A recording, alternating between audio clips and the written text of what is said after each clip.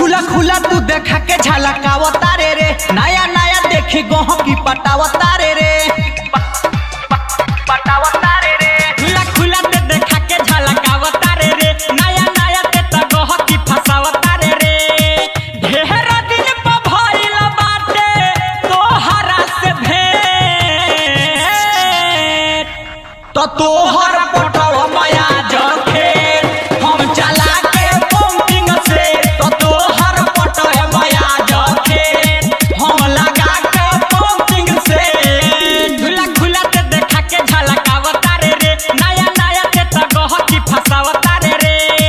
ढेर दिन प भइल बाटे तोहरा से भेंट तो तोहर पटवा माया जखे हम चला के पंपिंग से तो तोहर पटवा माया जखे हम लगा के पंपिंग से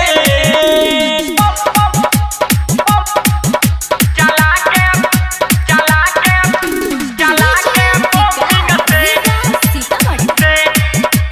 तोहर विंध्यवासिनी रिकॉर्डिंग स्टूडियो दिल्ली। चला के पंपिंग से अगर आतर ते तो बहुते देखा के दुनु बम ते ही तो बिगड़ले बारे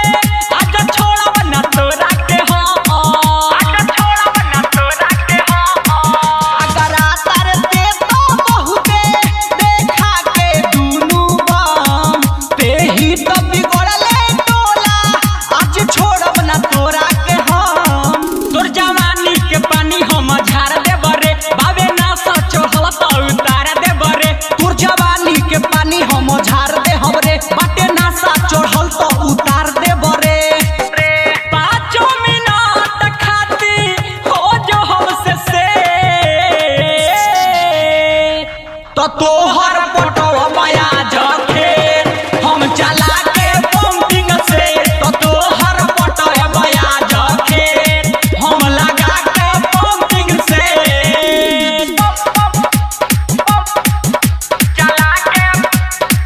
चला के पंपिंग से तोहर चला के पंपिंग से गदराइल जवान देखा के छछनावता रे सब कर दिया पिटता रे छाती बुलेट राजा देखता रे देखू कर देसी पिया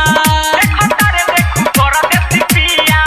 गदराइल जवान देखा के छछनावता रे सब कर दिया पिटता रे छाती नरेश राजा देखता रे परदेसी पिया आज जिंदगी के मजा पूरा पा जाइबे जब 20 साल भर के केरा पूरा खा जाइबे आज जिंदगी के मजा पूरा पा जाइबे जब 20 साल भर के केरा पूरा खा जाइबे